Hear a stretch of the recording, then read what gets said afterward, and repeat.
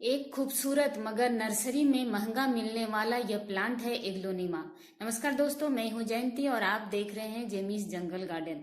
इस खूबसूरत महंगे पौधे को भी हम कटिंग से बहुत ही आसानी से घर पर बना सकते हैं। अगर एक प्लांट आपके पास है तो आप उसी की कटिंग्स लेकर ढेरों नए नए पौधे बहुत ही आसानी से बना सकते हैं। मैंने देखिए इस खूबसूरत से पौधे की कटिंग्स तैयार की है और उसका अपडेट आज मैं आपसे शेयर करूंगी। किस तरह से मैंने उसे लगाया ये भी आपसे मैं शेयर करूंगी। एग्लोनिमा एक बेहद खूबसूरत लेकिन थोड़ा सा सेंसिटिव प्लांट होता है। इसकी विशेष देखरेख की जरूरत पड़ती है। इसकी खूबसूरत पत्तियां इतनी आकर्षक होती है कि इसे गार्डन में रखना हर किसी को पसंद होता है। मैंने अपने उस खूबसूरत से पौधे की जो मैंने अभी दिखाया उसे कट कर देखिए उसमें थोड़ी थोड़ी सी रूट्स भी बनने लगी थी। उसे कट कर मैं सिर्फ कोकोपीट और सैंड को मिक्स कर मैं अपनी कटिंग्स को लगाऊंगी। आप सैंडी सॉइल में भी लगा सकते हैं, लेकिन आपको पानी का विशेष ध्यान रखना होगा, ओवर वाटरिंग ना हो। मैंने अपनी एक कटिंग को सैंडी सॉइल में और एक कटिंग को कोकोपीट और सैंड को मिक्स कर लगाया। मैं देखना चाहती थी कि इसमें रिजल्ट किस तरह से मिलता है। और जब भी कटिंग्स को लगाएं उसके नीचे की सभी पत्तियों को हटा दें, जिससे प्लांट बहुत ही हल्का हो जाए। जितनी उसकी कटिंग्स हल्की रहेगी, ज्यादा हिलेगी डुलेगी नहीं, तो कटिंग्स बहुत ही जल्दी लगेगी। देखिए मैंने उसकी सारी पत्तियों को नीचे से हटा दिया और इस तरह से जो उसमें रूट्स बने हुए हैं इसे मैं कट कर, अगर मैं चाहूं तो इसे यहाँ से कट कर रही हूं ताकि मुझे 2 प्लांट्स मिल जाए और मेरी दोनों ही कटिंग्स बहुत ही आसानी से लग जाएगी। ये स्टेम इतनी लंबी थी कि देखिए ये जो छोटी वाली है ये भी लग जाएगी और ये जो उससे ऊपर बड़ी वाली है, दोनों कटिंग्स बहुत ही आसानी से लग जाएगी। ये एक सेंसिटिव प्लांट है, इसलिए मैं इसमें थोड़ा सा फंजीसाइड लगा रही हूँ और साथ में रूटिंग हार्मोन का भी इस्तेमाल कर रही हूँ। अगर आपके पास रूटिंग हार्मोन नहीं है तो आप एलोवेरा में डिप कर भी अपनी कटिंग्स को ग्रो कर सकते हैं। ये पौधे इतने आसानी से लग जाते हैं। आपको कटिंग्स को ऐसी जगह में रखना होगा जहां बारिश का पानी इसे ना मिले। आप इस पर बारिश का पानी डाल तो सकते हैं, लेकिन इसके ऊपर सीधे पानी ना ही गिरे।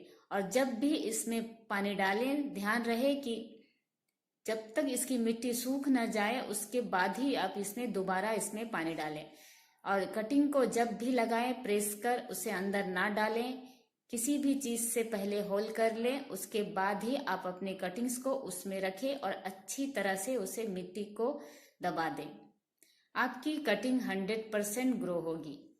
चलिए आज मैं अपने उसी पौधे का, और देखिए ये जो प्लांट है इसे मैंने कोकोपीट में ग्रो किया है। एक को मैंने सैंडी सॉइल में ग्रो किया था और एक को कोकोपीट में। देखिए, और आज मैं आपसे उसका रिजल्ट शेयर करूंगी कि मेरी कटिंग्स किस तरह ग्रो हुई है।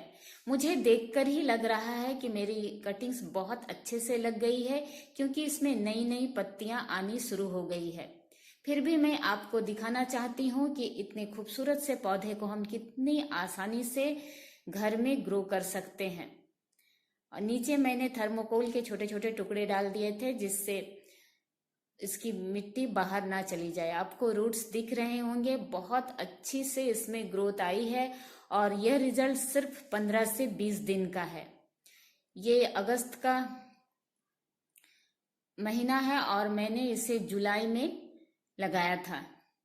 इतनी अच्छी तरह से इसमें रूट्स आ चुकी है और ये है सिर्फ कोकोपीट और सैंड को मैंने मिलाकर अपनी कटिंग्स को लगाया था। आपको रूट्स दिख रही होगी, बहुत अच्छे से रूट्स इसमें आई हुई है।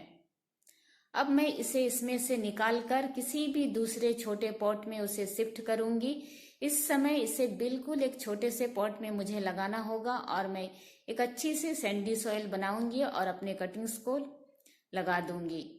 इस समय आपको विशेष ख्याल रखना होगा कि अगर ओवर वाटरिंग हो गई तो इसके जो रूट्स है, इतने खूबसूरत से जो रूट्स आए हैं वो खराब ना हो जाए।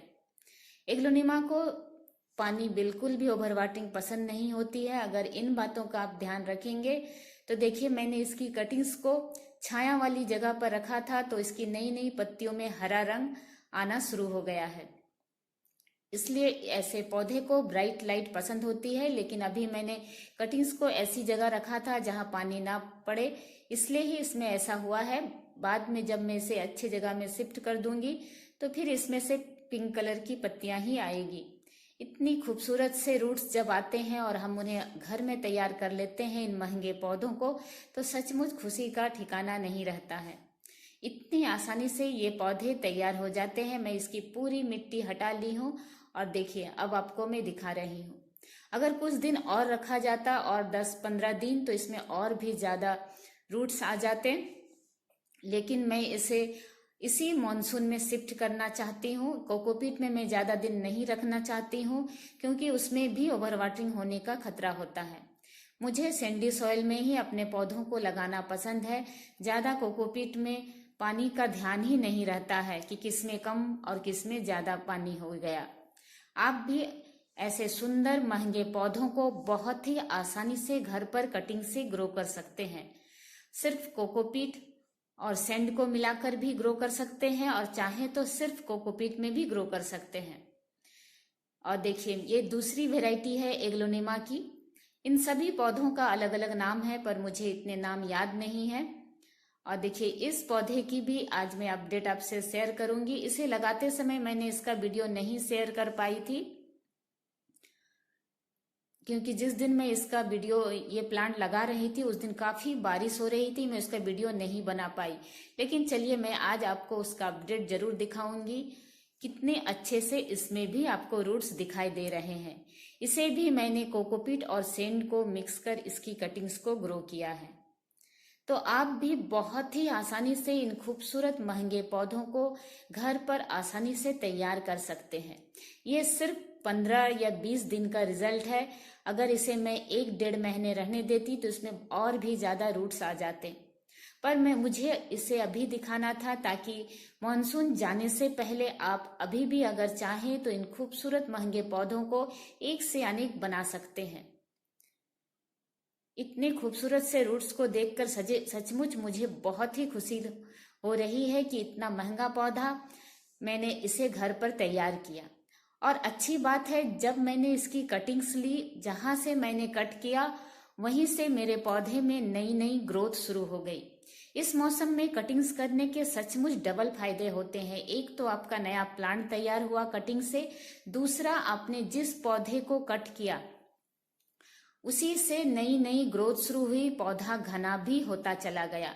इसलिए इस मौसम का पूरा फायदा उठाएं।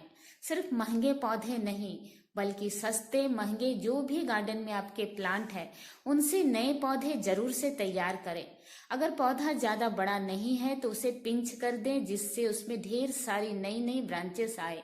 देखिए ये और खूबसूरत सब ड्रेसिना की एक वैरायटी है। इसकी भी कटिंग मैंने आपसे लगानी शेयर की थी और आज मैं इस खूबसूरत से पौधे की अपडेट शेयर करूंगी। देखिए ये पुरानी वीडियो की मैं एक झलक दिखा रही हूँ किस तरह मैंने उसकी नीचे की सारी पत्तियों को हटा दिया।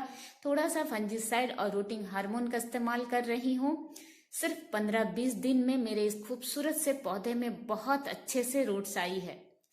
मैंने जिस दिन एग्लोनिमा को लगाया था उसी दिन इस पौधे को भी लगाया था, लेकिन एग्लोनिमा और इसमें दोनों में अंतर यह है कि ये बहुत ही लो मेंटेनेंस प्लांट है, इसलिए इसमें बहुत ज़्यादा रूट्स आई और एग्लोनिमा में इसकी तुलना में थोड़ी कम आई। इससे पता चलता है कि जो पौधे थोड़े सेंसिटिव होते हैं उनकी ग्रोथ थोड़ी धीमी होती है, लेकिन जो पौधे बहुत ही सुपर हार्डी होते हैं उनकी ग्रोथ देखने लायक होती है। देखिए मैंने इसे सैंडी सॉइल में सिर्फ ग्रो किया है। कभी भी कटिंग को प्रेस कर अंदर ना डालें। होल करने के बाद कटिंग को रखें और उसके ऊपर से अच्छे से मिट्टी को डालकर दबा दें। किसी भी छाया वाली जगह पर रखें। कटिंग्स हिले डुले ना ऐसी जगह पर रखें जहां आपका आना जाना ज्यादा ना हो। पानी का विशेष ख्याल रखें। पानी सूखनी भी नहीं चाहिए और ओवर वाटरिंग भी नहीं होनी चाहिए। देखिए वही प्लांट आज 20-25 दिन हुए होंगे, मुझे लगता है मैंने जुलाई के 15 तारीख के आसपास अपने पौधों को लगाया था और अभी अगस्त के 10-12 तारीख होने जा रहे हैं। और देखिए कितनी अच्छे से इसमें रूट्स आई है। अभी मैं आपको दिखाती हूँ। इसे पहले थोड़ा सा हल्का कर लूं। ये पूरी तरह से उसमें जकड़ गई है, इतनी सारी रूट्स आई है। इसके जो पॉट के नीचे से रूट्स बाहर आने लगी, यानी सिर्फ 15-20 दिन में ही इसके रूट्स बाहर आने लगे। और देखिए, मैंने उसे निकाल कर मैं आपको दिखा रही हूँ। नीचे जो सफेद सफेद आप देख रही है वो थर्मोकोल के छोटे छोटे टुकड़े हैं, जिससे मैंने उसके होल, इतने सारे इसमें होल्स रहते हैं कि उसे बंद करने के लिए मैंने उसमें थर्मोकोल के छोटे छोटे टुकड़े डाले थे। सिर्फ सैंडी सॉइल में मैंने अपने कटिंग्स को ग्रो किया और 15-20 दिन का रिजल्ट देखिए, कितनी अच्छी तरह से रूट्स आए हैं। इस पौधे को मैंने इसी मॉनसून में नर्सरी से लेकर आई थी। मुझे पता है मॉनसून में नर्सरी जाने के सचमुच डबल फायदे होते हैं। एक तो आपको तरह तरह की वैरायटी, नई नई वैरायटी देखने को मिलती है, और उसी एक पौधे से आप कटिंग्स कर इसी मॉनसून में कितने पौधे बना लेंगे, इसका अंदाजा आपको खुद नहीं है। इसीलिए मैं हमेशा कहती हूँ, अगर नर्सरी विजिट करना है तो मॉनसून में करें या फिर फरवरी मार्च में।